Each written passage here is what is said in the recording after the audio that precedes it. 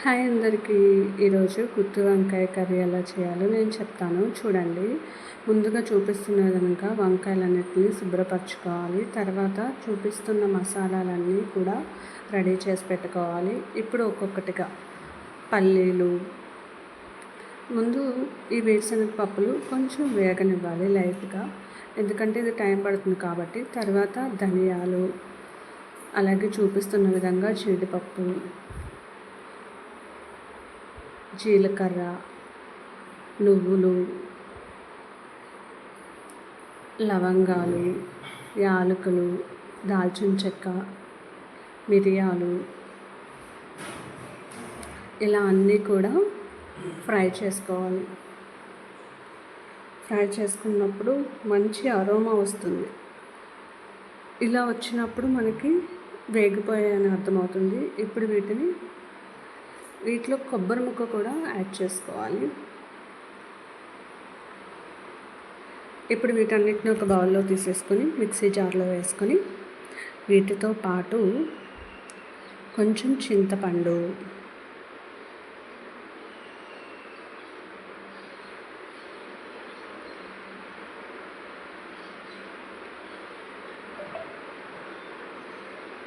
కారం, ఉప్పు, పసుపు కూడా యాడ్ చేసుకొని, అలాగే అల్లం, వెల్లుల్లి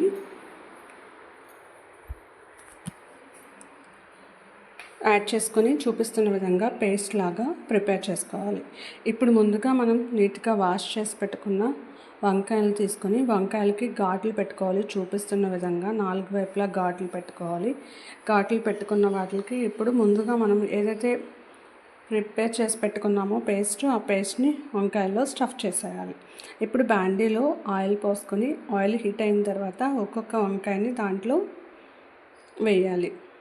చూపిస్తున్న విధంగా చూసారు కదా, ఆయిల్ బాగా హీట్ అయింది. సో వంకాయలన్నీ వేసేసిన తర్వాత నెమ్మదిగా గరిటెతో అటు ఇటు తిప్పుతూ ఫ్రై చేసుకోవాలి.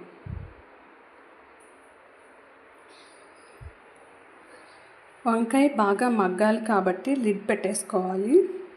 ఇప్పుడు మధ్య మధ్యలో కదుపుతూ ఉండాలి. చూస్తున్నారు కదా ఎలా ఫ్రై అవుతున్నాయో ఆయిల్లో.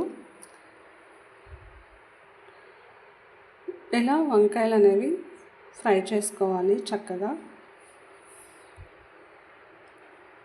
ఫ్రై చేసుకున్న తర్వాత ముందుగా మనకి మసాలా ముద్ద ఏదైతే ప్రిపేర్ చేసుకున్నామో కొంచెం మిగిల్చుకోవాలి. అది ఇప్పుడు దానిలో వాటర్ కలుపుకొని చూపిస్తున్న విధంగా వంకాయల్లో యాడ్ చేసుకోవాలి.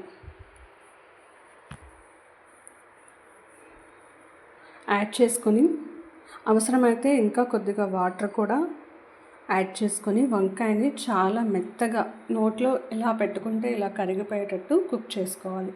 చూసారు కదా వంకాయలు కుక్ అయ్యాయి. ఇప్పుడు కొత్తిమీర, కరివేపాకు వేస్తున్నా నేను. కొత్తిమీర, కరివేపాకు వేసిన తర్వాత మళ్ళీ ఒకసారి మూత పెట్టేసుకొని ఆ ఫ్లేవర్ వంకాయ మొత్తానికి పట్టేటట్టు చేసుకోవాలి. ఇప్పుడు ఈ ప్రాసెస్ మొత్తం సిమ్లోనే చేయాలి ఫ్రెండ్స్, హై ఫ్లేమ్లో పెట్టకూడదు. వంకాయ లోపల ఉడకదు, మాడిపోతుంది కానీ. సో చూపిస్తున్న విధంగా ఫైనల్లీ మన కర్రీ అయితే రెడీ. మీరు కూడా ట్రై చేయండి. ట్రై చేసి ఎలా వచ్చిందో నాకు కామెంట్స్లో చెప్పండి. అబ్బబ్బా, వంకాయని చూస్తుంటేనే నోరు ఊరిపోతుంది. ఎప్పుడెప్పుడు